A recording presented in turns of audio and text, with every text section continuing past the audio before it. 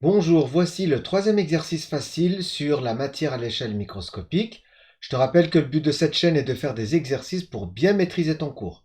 Alors avant de commencer, tu peux mettre en pause la vidéo si tu veux d'abord faire l'exercice tout seul, puis voir la correction, ou alors suivre directement la correction que nous allons commencer maintenant. Léa réalise l'expérience suivante.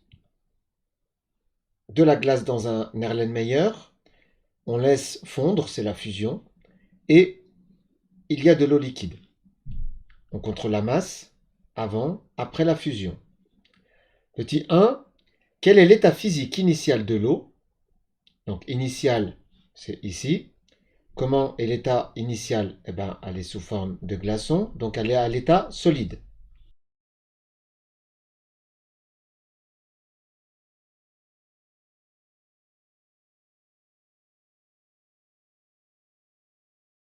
Quel est son état final? À l'état final. À l'état final, on est ici. On a de l'eau liquide, donc son état est liquide.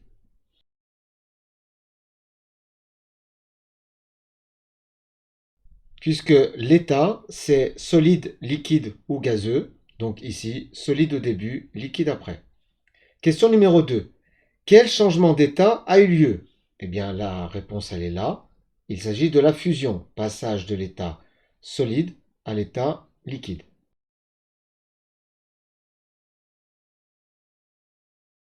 Question numéro 3. Comment évolue la masse de l'eau au cours de ce changement d'état? La masse, elle est donnée par le contrôle de l'écran qui est ici. Avant, après, on voit que la balance indique la même masse, donc la masse reste constante. La masse ne change pas.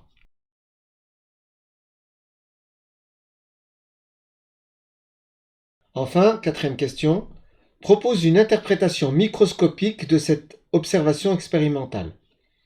Alors, dans le cours, on sait qu'à l'état solide, les particules sont regroupées et bien ordonnées. À l'état liquide, elles sont regroupées, mais en mouvement les unes par rapport aux autres. Donc, ce qui se passe, c'est que là, le fait d'être à température ambiante, la glace va fondre, et donc on passe d'un état ordonné à un état où les particules peuvent bouger les unes par rapport aux autres. Donc, il va y avoir, on peut dire, un désordre des molécules. Elles ne seront plus aussi bien ordonnées qu'à l'état solide. D'autre part, à l'état solide, elles ne peuvent quasiment pas bouger les unes par rapport aux autres, alors qu'à l'état liquide, si. Donc voici les deux caractéristiques que nous allons écrire maintenant.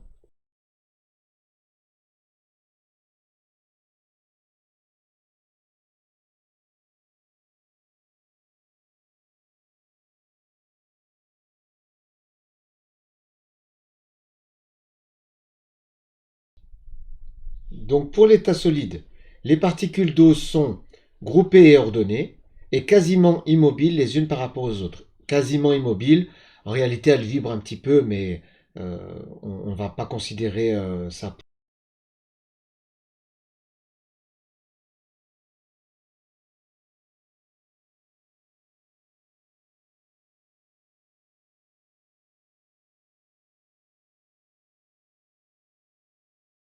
Voilà, propose une interprétation microscopique de cette observation expérimentale. Donc maintenant ce qu'on va dire, c'est que la chaleur fait que l'agitation des particules va être de plus en plus grande et jusqu'à ce qu'elles se libèrent les unes des autres pour qu'elles puissent bouger les unes par rapport aux autres.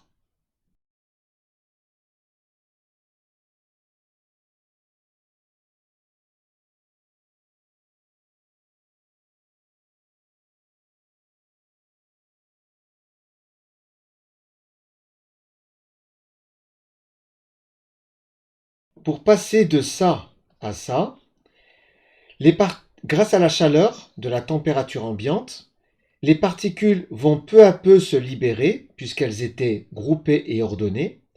Elles vont se libérer de leurs voisines, puisqu'elles sont groupées et ordonnées et quasiment immobiles, parce qu'elles sont attachées euh, quasiment à leurs voisines.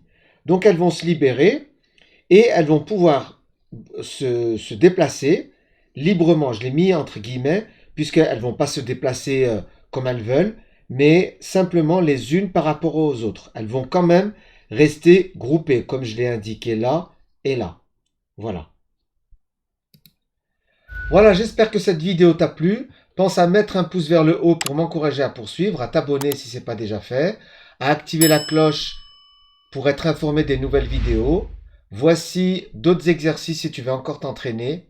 Allez, bon courage!